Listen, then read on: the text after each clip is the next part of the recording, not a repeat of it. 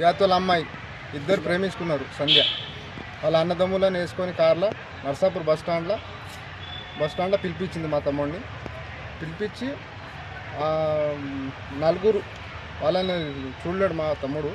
అక్కడి నుంచి ఆ కార్లో వేసుకొని సాగర్మెట్టు అడవిల మధ్యలో పిల్లని కార్లో లాకేసి నలుగురు అడవిలో తీసుకుపోయి ఇష్టం వచ్చినట్టు కొట్టారు.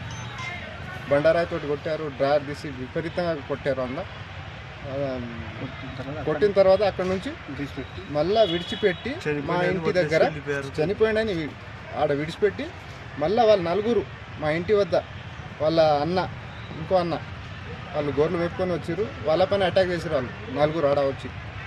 అయితే మేమేం చేసినాం, మాకు తెలియదు కదా అది ఫొటోస్ ఇక్కడ కొట్టింది ఇంకా మాకు రాలేదు, అది ఫోటో రాలేదు, అలా మాకు ఏం తెలియలేదు, విషయం తెలియదు అది. అయితే అక్కడి నుంచి మేము ఏం చేసినాం, పిఎస్ వాళ్ళకి ఫోన్ చేసి వాళ్ళకి హ్యాండ్ ఓవర్ చేసినాం. ఇట్లా మాకు ఇక్కడ వచ్చి మళ్ళీ గొడవ చేసినాం. రమేష్ కాంప్లెట్ హత్మర పిఎస్లో ఇచ్చారు. నేను అందుకోరని ఇక్కడ వచ్చి ఇక్కడ నర్సాపూర్లో కాంప్లైంట్ ఇస్తుంది హాస్పిటల్.